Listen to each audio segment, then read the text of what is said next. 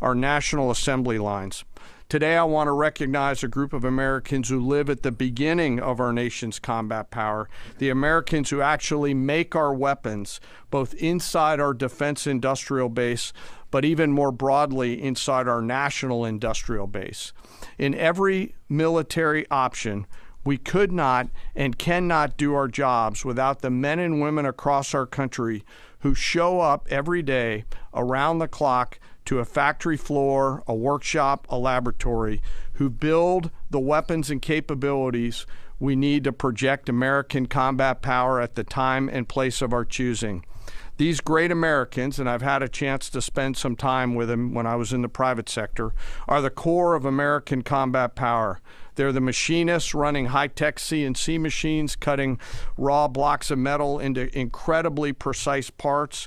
They're the assembly workers painstakingly taking a kit of parts and turning that into a complex guidance system or precision munition or a rocket motor or building a jet or submarine.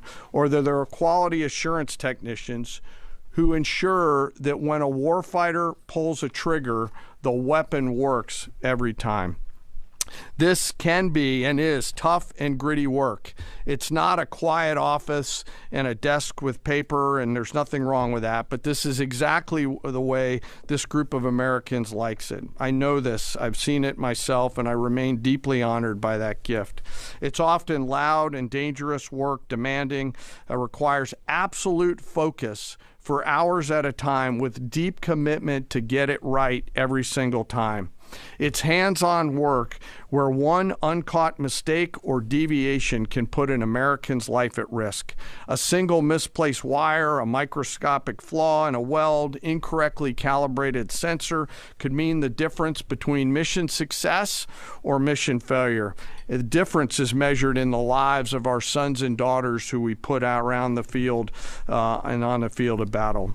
We rely on and trust in these great Americans, and it's not just their manufacturing skill, it's their innovative minds and their entrepreneurial spirit. From those who build exquisite capabilities down to the mom and pop machine shops all over this great country, they live at the beginning of and the core of America's combat capability, constantly adapting, constantly improving, constantly learning. And there are examples of this throughout history and current days, to include building things like the F-117 stealth fighter, the B-2 stealth bomber, making our combat capability undetectable over the enemy, to today's B-21 and F-47. It's work like in the shipyards of the East Coast and Northeast side of the United States that go out and build America's nuclear submarines that allow us to patrol around the world at the time and place of our choosing. These innovators, these workers, these incredible Americans don't get the same glory as a fighter pilot returning to a carrier deck at night or an artilleryman sending rounds downrange, and yet they show up every single day, and without them, we could not do the work that we are tasked to do. 24/7, they build the tools that we need to do our business. The skill, the commitment, the patriotism, the dedication poured into every piece of combat capability and hardware is seen and felt out at the edge of the force, as the Secretary talked about those young bomb builders out in the desert that he had the chance to see. You can see it, you can feel it, and it's real, and we're deeply grateful. So to the American workforce out there, both inside our defense industrial base and in our national industrial base, thank you on behalf of the Joint Force. We carry the weapons that you build. We rely on the systems that you create, and the distance from that factory floor and that assembly line to the front line is incredibly short. Thank you. Keep it up. And to our adversaries out there, I remind you to beware of the American workforce. We continue to press forward in our military objectives. The Secretary and I remain deeply humbled by the spirit, tenacity, commitment, and grit of our 2.8 million member strong Joint Force. I want to, as always, thank the force and their families, and as always, remember our fallen. We carry with them and their names every day. Sir, I'll turn it back over to Absolutely. you. Well, thank you, Mr. Chairman. Two things. He didn't note it, but in memory of Colonel Bud Anderson, the chairman himself flew his F-16 to honor him recently.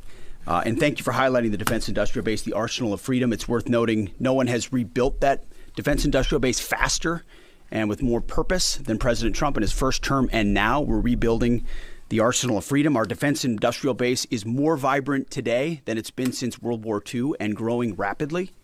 Contrast that with Iran, whose defense industrial base is nearly completely destroyed.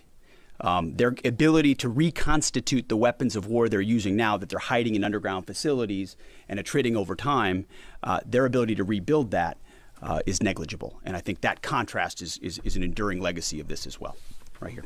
Thank you for your time. We've had some signaling that the U.S. will retake control of the Strait of Hormuz. At that point, what military posture will be imposed to guarantee safe passage for our allies, deter our enemies, and demonstrate U.S. dominance in the region? And also, can you speak to how much America's adversaries, Russia, China, North Korea, how much they're supporting Iran's war machine at this point with arms and intelligence, and what we are militarily doing to punish the enemy coalition? Appreciate both questions. On the Strait of Hormuz, there are many more vessels flowing through today than there were, as the president has arranged. The president's been clear to Iran, open it for business, or we have options, and we certainly do. And when you look at what the chairman laid out with the Navy industrial base, with coastal cruise missiles, with UAVs, with counter mine capabilities, we've been focused from the beginning on attriting and defeating those capabilities and limiting their options. There's lots we're doing as well, some of which is known, some of which is not known, to set the conditions. And I think the president was clear this morning in his truth that there are countries around the world who ought to be prepared to step up on this critical waterway as well. It's not just the United States Navy. Last time I checked, there was supposed to be a big bad Royal Navy that could be prepared to do things like that as well. So he's pointing out this is an international waterway that we use less than most, in fact, dramatically less than most. So the world ought to pay attention and be prepared to stand up. President Trump's been willing to do the heavy lifting on behalf of the free world to address this threat of Iran. It's not just our problem set going forward, even though we have done the lion's share of preparation to ensure that strait will be open, which is an outcome the president's been very clear on. As far as Russia and China, we know exactly what they're doing, what they are or are not doing. We don't have to air publicly what all of that is, but where necessary, we're addressing it, we're mitigating it, or we're confronting it head on. I don't know if you have anything you want to add. No, sir. I think you covered it. Do you have any timeline for operability in the Strait? Thank you, Mr. Secretary. David Zier, Real America's Voice. And I witnessed that enthusiasm on the lines and our submarine builders and ironworks. It's unbelievable. But I just wanted to ask you, what's the status of the delivery of any hardened bunkers for additional protection for our troops? And without getting too specific, what kind of measures are we taking to protect some of the larger, more strategic aircraft like the Sentry and other? Well, it's great question. I'll say what I witnessed where I went was a completely locked-in discipline of bunker use and bunker improvement. So from the beginning, as we stated very clearly, the first thing we did was set up a defense and make sure our defensive capabilities were maxed out before any of this even started. That included fortifications as much as possible, but it also included disbursement. If all of our people are in one place, you could imagine why that's a big problem. So dispersing is part of that defeat. Alongside that disbursement is more and more bunkers. And I can tell you, talking to base commanders, talking to our allies in Israel, talking to others, rapidly fielding that and then improving those positions is a theater priority, no doubt, as are the air defenses.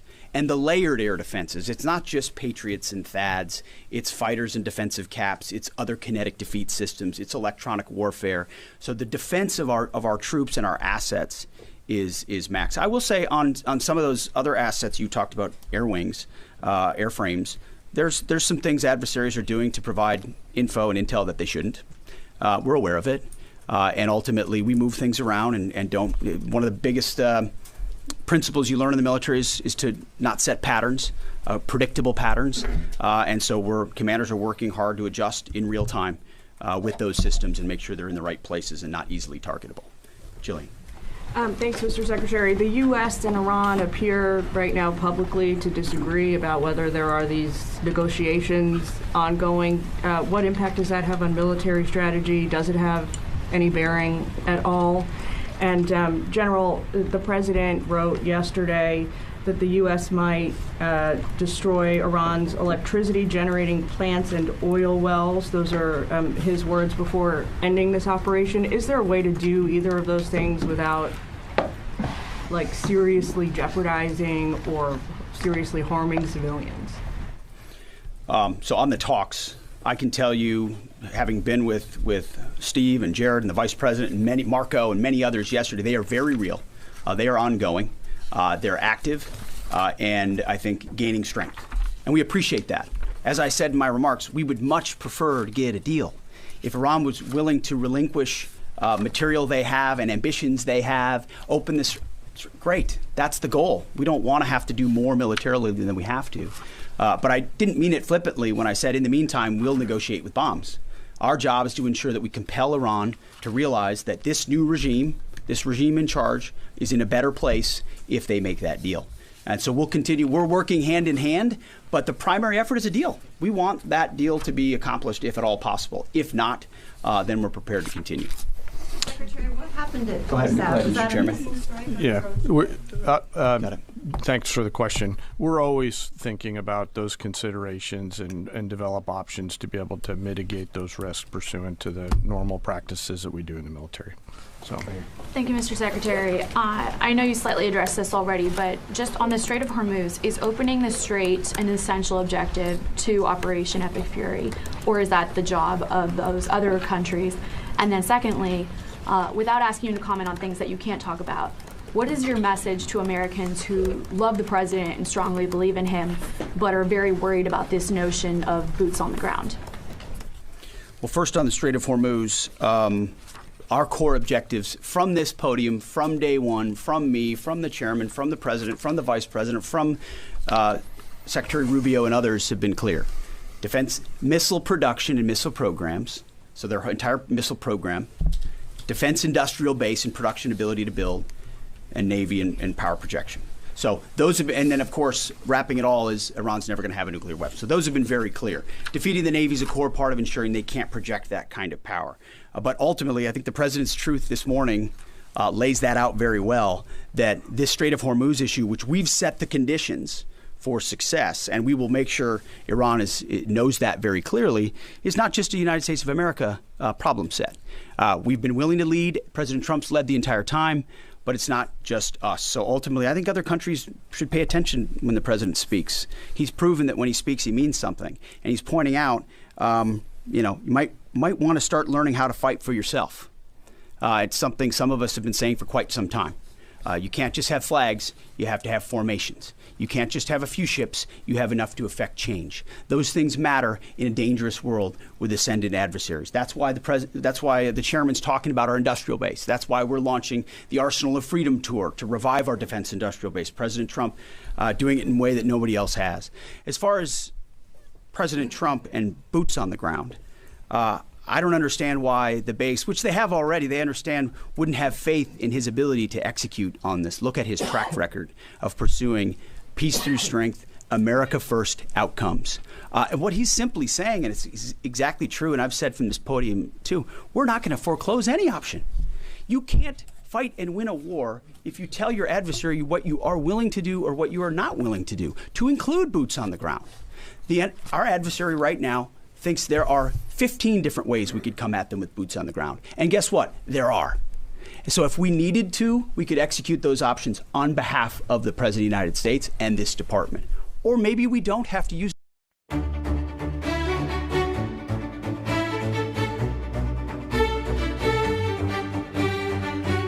Limited edition tin jar के साथ चाय बने बस, तपाल